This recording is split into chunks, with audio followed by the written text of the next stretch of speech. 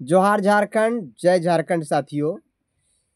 तो आप लोगों का मन में यह सवाल चल रहा था कि मैया सम्मान योजना का पैसा अभी तक काहे नहीं आया है ना? तो आप लोग निश्चित रहिए, पैसा तो आएगा ही, लेकिन अब जो है कुछ टर्म कंडीशन उसमें आ गया है, यानी कि उसमें कुछ नियम लागू कर दिया गया है।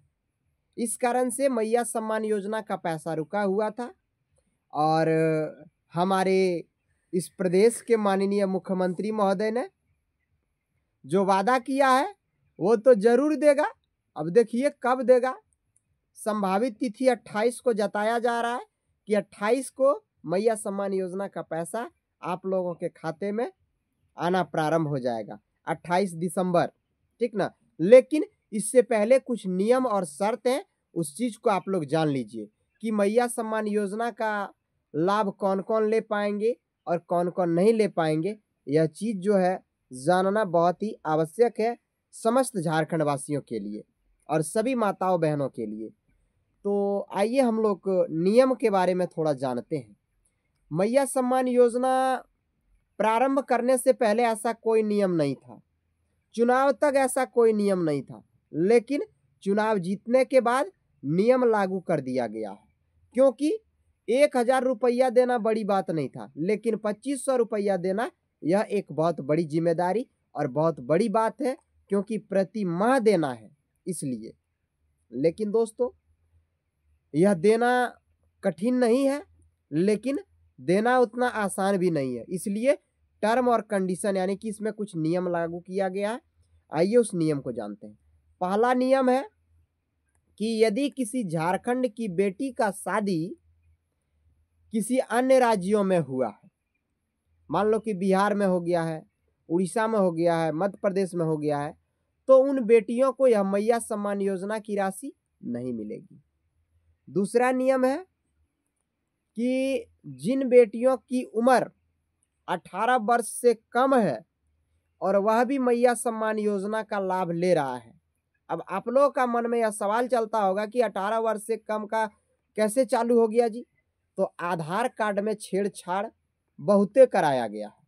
काहे कि झारखंड है भाई, कुछ भी हो सकता है कि आधार कार्ड में उम्र कम रहने के कारण उन्होंने आधार कार्ड के साथ छेड़छाड़ कराया और उम्र बढ़ाया और मैया सम्मान योजना का लाभ लिया, तो ऐसे बेटियों को यह राशि नहीं मिलेगा। तीसरा टर्म और कंडीशन है कि जो क्रीमी लेयर में आते हैं, यानी कि जिनका सालाना इनकम कम से कम 8 लाख रुपया है, तो भाई उनको यह मैया सम्मान योजना नहीं मिलेगा। सालाना इनकम कितना? 8 लाख।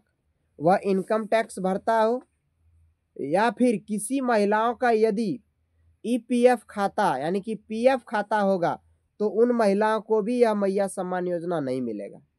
बातों को समझिए, ठीक ना। और वीडियो अच्छा लगे तो लाइक, चैनल को सब्सक्राइब, फेसबुक पेज पे देख रहे हैं तो फॉलो कीजिए। बहुत मेहनत लगता है इस तरह का कंटेंट लाने में। उसके बाद और अगला है, यदि उस महिला या उस बेटी के माता पिता कोई भी झारखंड के किसी भी तरह के सरकारी कर्मचारी हो या फिर मानदेय कर्मचारी हो, अनुबंध पर हो, तो ऐसे माता बहनों को यह मैया सम्मान योजना की राशि नहीं मिलेगी। उसके बाद बहुत से ऐसे महिलाएं हैं जिन्होंने वृद्धा पेंशन भी ले रही है और मैया सम्मान योजना का भी लाभ ले रहा है, क्योंकि पेंशन भी बहुत ऐसी महिलाएं हैं जो कि अपना उम्र बढ़ा करके करा ली है और ये मैया सम्मान, ये वृद्धा पेंशन लेना प्रारंभ कर दिए और दूसरे आधार कार्ड से ये मैया सम्मान योजना भी लेना प्रारंभ कर दिया। और लास्ट और अंतिम नियम है कि जिन माता बहनों का राशन कार्ड में नाम नहीं है, उसको भी यह मैया सम्मान योजना नहीं मिलेगा भाई।